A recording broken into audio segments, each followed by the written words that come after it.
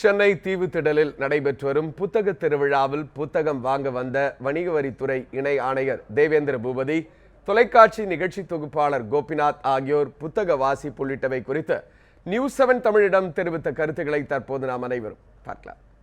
மனித வாழ்க்கையினுடைய வளர்ச்சியை எழுத்துல இருந்தால் உருவாதுன்னு நான் சொல்லுவேன். பொதுவாக ஆதி காலத்தில் மனிதன் தன்னுடைய கருத்துக்களை பரிமாறுவதற்காக சித்திர எழுத்துக்கள் ஆரம்பித்தான். அங்கேருந்து எழுத்துக்களுடைய வளர்ச்சி தொடங்குது. இன்னும் தமிழை பொறுத்த வரைக்கும் எழுத்தினுடைய தொன்மை கிட்டத்தட்ட 3000 வருடங்களுக்கு முன்னாடி இந்த புலிமான் கோம்பையில் எடுத்த கல்வெட்டின் மூலமாக தெரிய வருது. எழுத்து தான் ஒரு மனிதனுடைய மேன்மைப்படுத்துறது.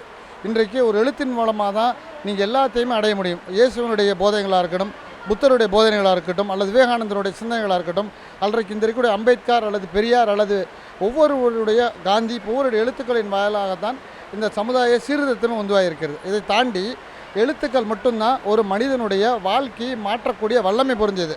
என்னென்னமோ மாற்றங்கள் இருந்தாலும் எழுத்தின் மூலமாக மனிதன் நிகழ்ந்த மாற்றம் எல்லாத்தையும் தாண்டி நிற்கக்கூடியதாக இருக்குது. நம்ம பார்த்தோம்னா நம்மளுடைய பண்டைய கலாச்சாரத்தை, தொன்மையை, மனித நாகரிகத்தினுடைய வளர்ச்சியை தெரிவிப்பதற்கு நமக்கு மூலமாக இருக்கக்கூடிய விஷயங்கள் எழுத்து தான். இன்றைக்கு சொல்லப்போனால் நம்ம கற்சிலைகளிலிருந்து அல்லது நம்ம கல் வடித்திருக்கக்கூடிய பாம் ஸ்கிரிப்ட்னு சொல்லுவாங்களே, ஓலைச்சுவடிகளிலிருந்து இன்றைக்கு இருக்கக்கூடிய டிஜிட்டல் ஃபார்மேட் வரைக்கும் மனிதனுடைய வளர்ச்சியை பதிவு பண்ணக்கூடிய விஷயங்கள் எழுத்து தான்.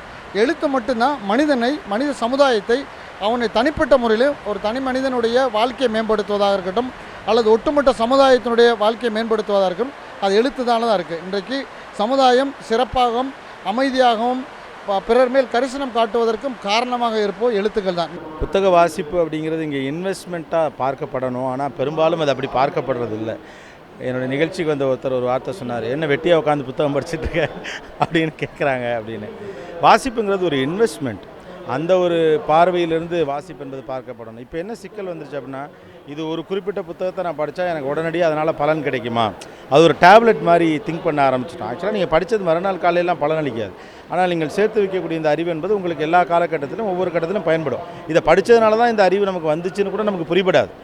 அதனால் புத்தக வாசிப்பு என்பதை அது ஒரு மிகப்பெரிய கேள்விக்கே உள்ளாக்க வேண்டியதில்லை. ரொம்ப இயல்பாக நடக்கக்கூடிய ஒரு விஷயம்.